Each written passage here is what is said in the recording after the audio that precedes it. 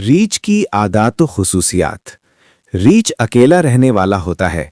जब सर्द मौसम आता है तो अपनी रहने की जगह में दाखिल हो जाता है जो उसने पहाड़ी इलाकों में बनाई होती है, और फिर वहां से बाहर नहीं निकलता इस वक्त तक जब तक हवा दरमियानी ना हो जाए।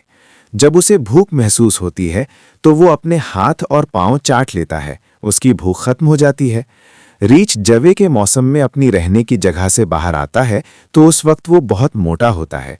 रीछ बहुत सी हालतें रखने वाला दरिंदा है, इस वास्ते कि इसकी खुराक में वो तमाम चीज़ें शामिल हैं जो दरिंदे खाते हैं, और वो चीज़ें भी जो चौपाए खाते हैं, और वो चीज़ें भी खाता है जो इंसान खाते हैं।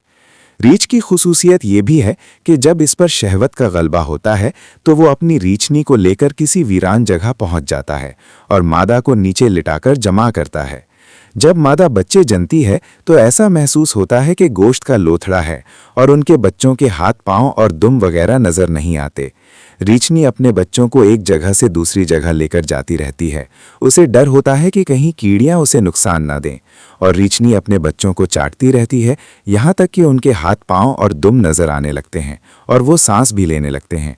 रीछनी को बच्चों की पैदाइश के वक्त बहुत ज़्यादा तकलीफ बर्दाश्त करना पड़ती है, यहाँ तक कि कभी-कभी उनके मर जाने का डर भी होता है। कुछ हजरात का कहना है कि रीछनी मुंह की तरफ से बच्चे जनती है और रीछनी अपने बच्चों को आधा जनती है, इस शौक से कि वो उन बच्चों को देख सके। और कुछ लोगों ने कहा है कि रीछनी वती की हरीस लालची होती है, इसलिए वक्त से पहले बच्चों को जनती है। सो बाज़ औक़ात रीछनी को इस हद तक शहवत की शिद्दत होती है कि वो इंसान की तलबगार होती है।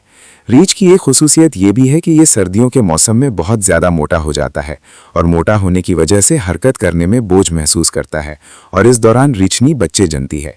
जब रीछ मोटा हो जाता है तो एक जगह बैठा रहता है तो ये 14 दिन तक इस जगह से नहीं हिलता।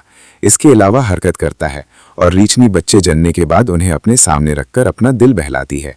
जब रीछनी को अगर किसी तरह का डर हो तो वो अपने बच्चों को लेकर दरख्त पर चढ़ जाती है। रीछ में अदब सीखने की भी सलाहियत होती है, लेकिन ये अपने सिखाने वाले की पैरवी कुत्ते के सिवा कबूल नहीं करता। रीछ का शरई हुक्म। रीछ को खाना हराम है, इस वास्ते कि ये नाब यानी अपने सामने के 4 दांतों के बराबर वाले 2 दांतों से खुराक हासिल करने वाला दरिंदा है। हज़रत इमाम अहमद अलैहिर्रहमान ने फरमाया है कि अगर इसके नाब सामने वाले 4 दांत ना होते तो फिर इसका गोश्त खाया जा सकता था। इस वास्ते कि इबाहत की अस्ल है और हुर्मत का वजूद नहीं।